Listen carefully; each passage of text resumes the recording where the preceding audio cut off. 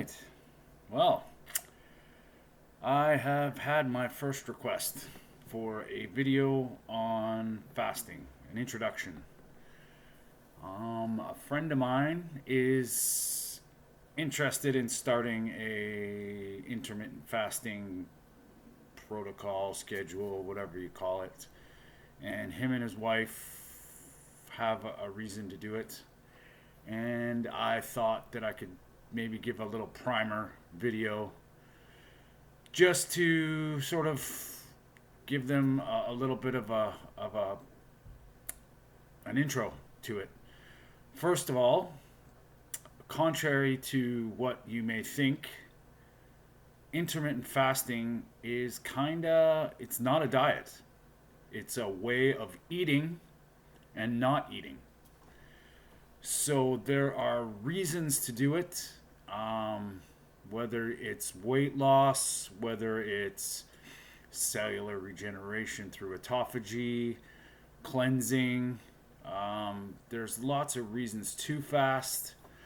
Basically, the idea is there is so many ways to do this, but a lot of it can get sort of cloudy and you don't know where to begin. So basically what it comes down to is you eat and then you stop eating.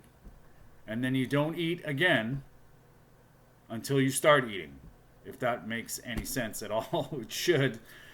So basically you are, in a sense, prolonging the time between meals to benefit or for certain reasons. Now, good things happen when we don't eat, and people are very wrapped up in a glucose centric way of functioning. And when you're a sugar burner, so to speak,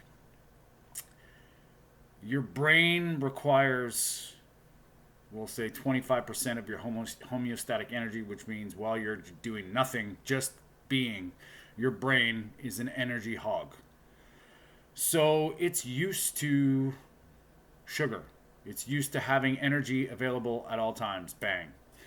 Now, fat, what it breaks down to is potential energy. So when you're burning sugar and you run out of sugar, your body will switch to burning fat. And this is very basic. I'm going to try and keep it as simple as possible. The idea behind fasting for weight loss is to switch that fuel tank over from, once your glycogen's depleted, which is your glucose stored in your liver and your muscles, and obviously your brain, you switch the tank over to burning fat. Now, if you're, depending on your ability to burn fat, well, we'll see. You don't really burn it, but anyway, we'll just, for ease of mind, burning fat. Your body can tap into its body fat storage for energy. So, what causes that to happen? When you consume a meal, you digest it, your liver deals with it, there is protein and there's energy. So your liver handles the energy, puts it into places, uses it. Once we want to go past that, so when you're fasting, you have no longer the energy that you've consumed. You now want to switch over to your stored body fat, if this is what you want to do for weight loss. Now, there's a lot of things that allow you to go that way easier. First and foremost, the more fat adapted you are, which means your body's ability to switch that tank over to fat, the longer and the easier your fasts will be. Now, I'm just speaking off the cuff here, just for kind of what happened with me. And when I started intermittent fasting, it was actually I kind of went keto, which we're not even going to mention that word because this is not about that. This is not a diet. This is a way of eating. When I started fasting, that's when I noticed a lot of changes. That's when I noticed body composition changes. I did, like, everything that I was doing as far as my diet was showing me more when I started fasting. I was pre-diabetic, which meant my blood sugar, my fasting glucose was around 5.7, which was just a little bit over 100. And that is pre-diabetic. So that means, in the future, that could develop into type 2 diabetes or probable. So I had to start worrying about my blood sugar control, which I started a ketogenic diet and found it a lot of benefits, sort of like the way I feel, way I felt, and mood. And I knew that there was something there. Like it's when you can tap into body fat, it's kind of like a cleaner burning fuel, so to speak. So inflammation can go down. A lot of brain cognitive function improves. I noticed my pain threshold and healing abilities were the first things to show me that, like, my shoulder started getting better, my movement started being better. So that was where I kind of saw the benefits of actually burning fat for energy in the form of ketones. But to tell you the story, I wanted a doctor to prescribe me growth hormone for the fountain of youth. And then I found out that you could spike your growth hormone by fasting. And basically what happens is there's a lot of people out there that are insulin resistant, for instance, high blood sugar, bad glucose control. If you start not eating for certain time frames, what it essentially does is it calms your insulin down. So when your blood sugar is not high, there's no reason for the insulin to get activated. Therefore, the insulin resistance that is over, the insulin is not working, so your body produces more and more insulin. What that does is it calms everything down and it starts to revert back to, increases your insulin sensitivity, so to speak, because it's not riding high all the time. So when that metabolic dysfunction starts correcting itself, your glucose control and your insulin sensitivity increase. So when you start fasting, good things happen. Now, how much you should fast, how long you should fast, that's kind of up to you. And a lot of people some people find it easy, some people find it extremely difficult to even skip one meal. And I would say if you can't skip a meal, that's a good sign that you're riding high on the sugar train, so to speak. So how do we begin? How do you start? To understand one thing. When you're fasting for weight loss, in my opinion, you do not want insulin to be triggered. That means you do not want to spike your blood sugar. So what spikes blood sugar? Obviously, carbohydrates, protein to some level, fat not so much. But when you're first starting out, you got to really watch it, because it's still, there's we'll get into that later. First and foremost, you do not want insulin around. So, how do we do that? Start by not snacking.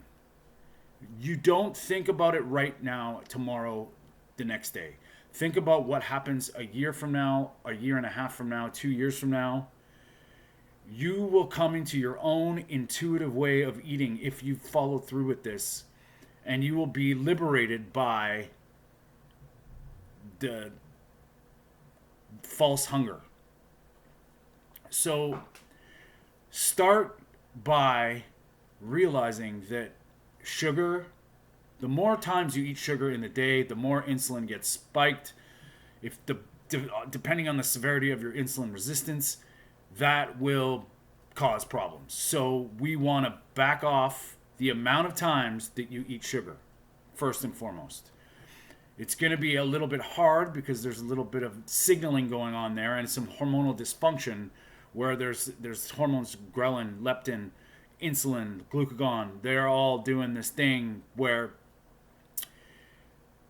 our brain is used to things, and if you don't do what you're normally doing, it can get a little difficult. But the idea is to stop snacking, first and foremost.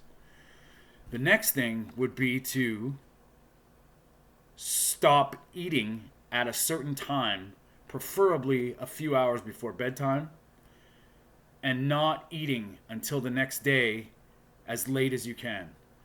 Go as long as you can without eating anything. No breakfast. Push it. Like if you normally eat breakfast at 7 in the morning, push it to 8, push it to 9. Take your time in pushing this forward. The idea is to keep pushing that time frame longer and longer until you're not eating before noon, then you're not eating before 2. Now you'll get into the groove about hunger and what your satiety signals are as far as the amount of food you're eating. Now, it's my opinion that everybody should gain some intuition into when you are hungry, you should eat. When you're not hungry, you probably shouldn't eat. That all depends on you. That all depends on your hormones. And ladies, for your cycle, this changes everything. Now, most of the time, men and women can fast together, and it's sure, but there is, I'm not a woman, so I'm not going to speak for them. But I will post a link of one of the, from what I've seen, one of the best women fasting gurus. Her name's Cynthia Thurlow, and I will put her link down below for you to follow.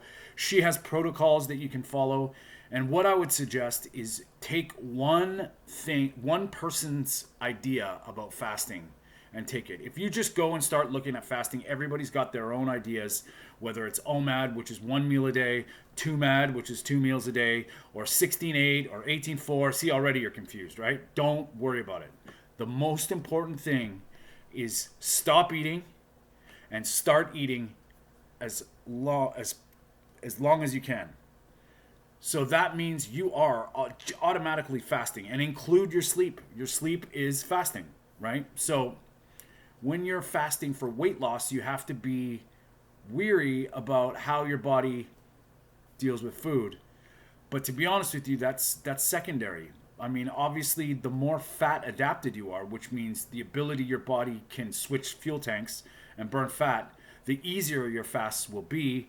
And you can use this as a tool, put it in your toolbox. Now, whether you do one prolonged fast a week, which is like 24 hours plus, which is no problem once you get these things in check, or you fast twice a week, go alternate day fasting. There's so many things you can do, but to start out, what you have to realize is you don't want to spike your insulin. So that means anything you consume potentially could spike insulin. So these are the rules, right? Don't eat. It's pretty simple. There's people out there that think it's actually more important when you eat as opposed to what you're eating, which, I don't really agree with that. But you don't have to jump in with both feet into this. This is a process, and the only person that benefits is you. It's free. There's no need to buy any special things. This is very doable. And basically what it does is it calms your hormones down. And if you can focus on good sleep, hydration, and that's minerals with electrolytes, but we can get into that later, and just not eating for a while, you're well on your way. Now, what it comes down to weight loss, if that's what you want to do, by cutting out the snacks, we'll say, just for math, for easy math, you're consuming And I hate calories. Like, I hate the term of it because it's there's so many different things that play. But say you're eating on average 2,500 calories, okay? Now, if you cut out your snacks, so that means 3 meals, breakfast, lunch, dinner. Cut out your snacks, you're already down about 600 calories, hopefully, maybe more. So that's already calorie restricted. Take away breakfast, that's another 700 calories. But what you do is you have a bigger second and third meal. So you skipped your first meal, you're not stacking, but you have 2 huge meals. So think about it. If you're at 2,500 calories, you can have 2 meals at 1,250 calories. They're pretty big. Those are huge.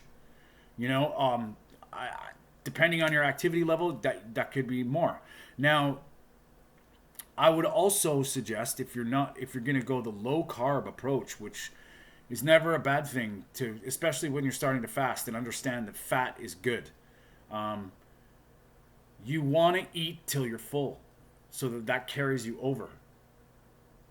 Now, if you're going to be, obviously if you're insulin resistant or you're, diabetic, type 2, sugar is a problem. So you're going to have to figure that out. But what it is you eat, then you stop eating until you start eating. Now, skipping one of the meals on the end, dinner or breakfast, whatever is convenient for you. You can try different things. And the rules are, there's no rules as far as the timing goes. There's benefits for the longer you go. There's benefits for once in a while doing an even longer fast. But the whole point is the insulin is the key. Now, you can drink water. You can have black coffee. I would suggest when you start out that you don't add any artificial sweeteners, which later on, because you're just replacing something with something that might give you, it might be more of a mental thing. So I would suggest black coffee. If you can do tea, which is fine, green tea, black tea, whatever tea, herbal tea, and water. Sparkling water, soda water is fine. Now, if you're having a real tough time, you can use these as bridges. So when you get hungry, you can have something that sort of stimulates it, like plays with your mind a bit, and you get to prolong it a little bit longer. If you are completely addicted to soda pop, diet soda, it's kind of a gray area. It might not trigger your insulin, but it possibly could, because it's a psychosomatic thing, and your brain might think it's getting sugar. So I would stay away from that if you can. You can use like anything that's no sugar. Arguably, you can drink. I wouldn't do the bone broth now, like when you're first starting out. But that's the idea. So there's little tricks and little hacks that we can do to help the fast start. But that's what I want you to realize, is that fasting is eating and then not eating. Don't let this 16, 8, 18, 4, 20 thing, don't set yourself up for failure. All you have to do is just improve and gain the wisdom. Once you realize, you'll start to recognize hunger signals. You'll start to recognize when your body needs something. You'll start to recognize cravings. You'll start to realize that you don't need things. This is what you want to be aware of when you're fasting. And don't be scared of it, because realistically, you're not going to die. You're not going to starve when you're fasting less than a day. What you want to do is tap into that potential energy, which is your body fat, which the longer you go, the more you can do. And, your muscles are going to be preserved because there's protein sparing things going on. And your hormones start to work better. You might notice that your brain starts functioning a little bit better. You might get focused. If you're sufficient in B vitamins and your electrolytes, you're going to notice cognitive functions improving. And of course, your insulin sensitivity will start to improve. Your blood sugar control will start to improve. Now, having an eating window which means you eat within 8 hours a day, or you eat within, well, 12 hours a day to begin with for some people. But that is when you start to realize that the snack's got to go. And what you can do for a little hack is just add the snack to a meal. Look forward to that meal and then make it huge. And then eat till you're stuffed. And then you don't want to eat for a while. And then you have another meal. And then you eat till you're stuffed. And then you're fasting. And then you test yourself. Anyway, we can get into the science and get into what happens the longer you fast. But the idea is to eat and then stop eating for a significant amount of time to let your body heal, burn fat, and get your hormones in balance. So I'm going to post the link for Cynthia Thurlow, and I would suggest learn from one person and kind of try, and it's a trial and error thing. It's not going to happen overnight. Don't think that you're going to be able to fast for 5 days right away. That's not the longest I've gone is 64 hours, which I think it was my brain telling me you need to eat something or you should be eating. It wasn't my body hungry. It was different. But that I've built up to that. I've done a few longer than a day fasts. I try and do one every 4 months. So just don't set yourself up to be have a goal and work to it. Like just think about maybe 4 or 5 months from now, maybe getting one 24-hour fast in. That could be doable. I mean, some people takes a long time to get these, to unlearn what we've been doing to our bodies for decades. So have patience and take it one day at a time. Cut something out.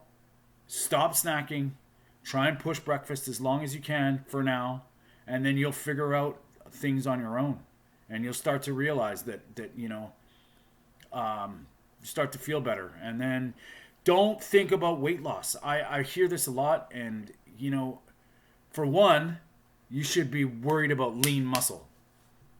Body fat will come off when you have more lean muscle.